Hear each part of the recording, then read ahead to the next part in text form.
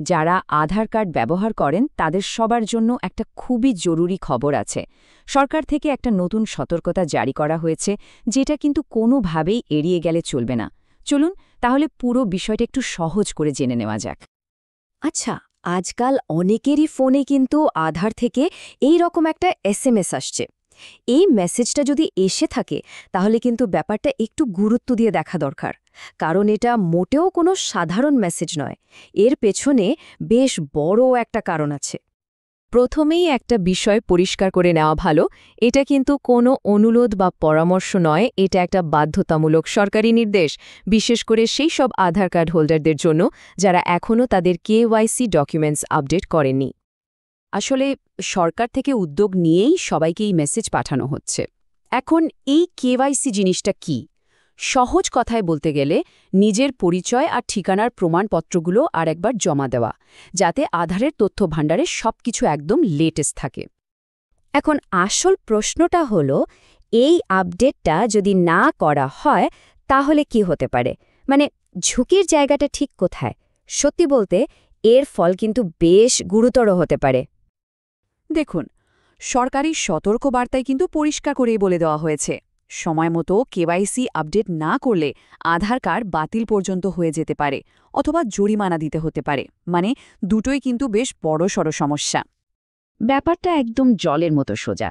যদি সময় থাকতে ডকুমেন্ট আপডেট করে নেওয়া হয় তাহলে কার্ড যেমন সক্রিয় ছিল তেমনই থাকবে, কোনো চিন্তাই নেই। আর যদি তা না করা হয় তাহলেই কিন্তু কার্ড বাতিল বা ফাইন দেওয়ার ঝুঁকিটা চলে আসছে। তবে এত কিছু শুনে ঘাবড়ে যাওয়ার কিন্তু কোনো কারণ নেই। এই সমস্যার সমাধানটা খুবই সহজ, আর পুরো প্রক্রিয়াটাও কিন্তু বেশ সরল। চলুন এবার দেখে নিই ঠিক কিভাবে কাজটা করতে হবে। সবথেকে প্রথম আর জরুরি কাজ হলো এটা চেক করা যে এই আপডেটটা আদৌ আপনার কার্ডের জন্য দরকার কিনা, কারণ এমনও হতে পারে যে সবার জন্য এটা বাধ্যতামূলক নয়। তাই আগে যাচাই করে নেওয়াটাই বুদ্ধিমানের কাজ।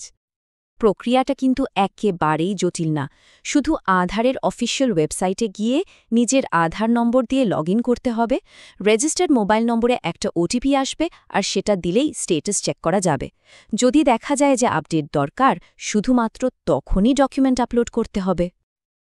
আর এই পুরো কাজটা করার জন্য খুব বেশি কিছু কিন্তু লাগছে না। শুধু দুটো জিনিস হাতের কাছে থাকলেই হবে। এক হলো আধার নম্বরটা, আর দুই হলো আধারের সাথে লিঙ্কড করা মোবাইল ফোনটা, কারণ ওটিপি তো ওখানেই আসবে। আর সবথেকে বড় সুবিধার কথাটা কি জানেন? এর জন্য কোথাও যাওয়ার দরকার নেই, কোনো লাইনে দাঁড়ানোর ব্যাপার নেই। পুরো কাজটা বাড়িতে বসেই আরামে অনলাইনে করে ফেলা যাবে। সব শেষে একটা খুব জরুরি প্রশ্ন নিয়ে ভাবা যাক, আধারের তথ্য কতটা সুরক্ষিত? মনে রাখতে হবে, এই আপডেটটা কিন্তু শুধু একটা নিয়ম মেনে চলা নয়, এটা নিজের পরিচয় আর ব্যক্তিগত তথ্য সুরক্ষিত রাখারও একটা বড় উপায়। তাহলে আর দেরি করা কেন? আজই একবার আধারের স্ট্যাটাসটা চেক করে নেওয়াই ভালো।